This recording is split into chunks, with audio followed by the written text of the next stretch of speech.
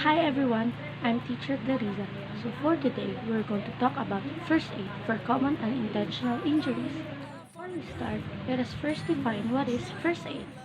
First aid is the first and immediate assistance given to any person suffering from either a minor or serious illness or injury, with care provided to preserve life, prevent the condition from worsening, or to promote recovery.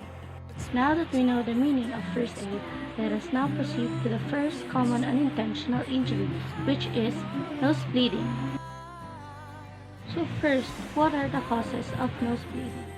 Some causes of nose bleeding is too much exposure to heat, or you are unintentionally hit by your members or co-players, too much picking of your nose, or a foreign object is stuck in the nose. First thing you need to do when you saw someone having a nosebleed is First is to help the person to sit straight or lean forward slightly. Then pinch the nose with index and thumb finger. After that is ask them to breathe through their mouth instead of their nose.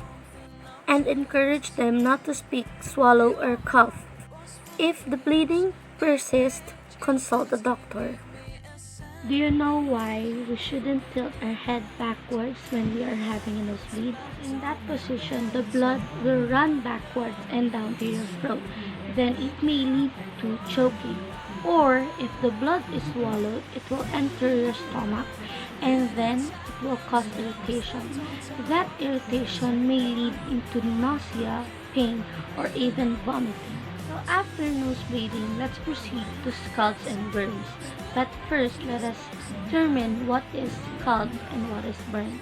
Scald is the result of too much exposure to moist heat, while burn has two types, dry burn and cold burn.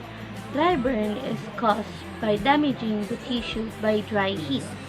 Cold burn is also called frostbite. Let us know what are the causes of scalds and burns. Some of the examples of moist heat is boiling water, steam, hot oil, or hot-coal tar. While some examples of dry heat are open flame, hot objects, molten metal, electricity, friction with rapid moving machine, rope, or conveyor belt. Now let us talk about the first aid for scalds and burns. Place the scalded parts under running water. For burns which can't be immersed, apply cold compress. Through this, you may also avoid pain and blisters. While for cold burn, remove the source of cold and slowly warm your skin to bring it back to its normal temperature. To warm your skin, soak the affected area in warm water for 20 minutes. After that, apply medical ointment or lard, then lightly cover the area with a lint-free cloth or cling wrap to protect the skin.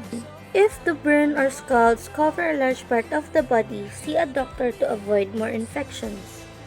Now that we're done talking about nosebleed, scalds, burns, and the first aid you need to do when those situations happen inside your household, I hope you learned a lot, and then always remember, prevention is always better than cure. Thank you and God bless.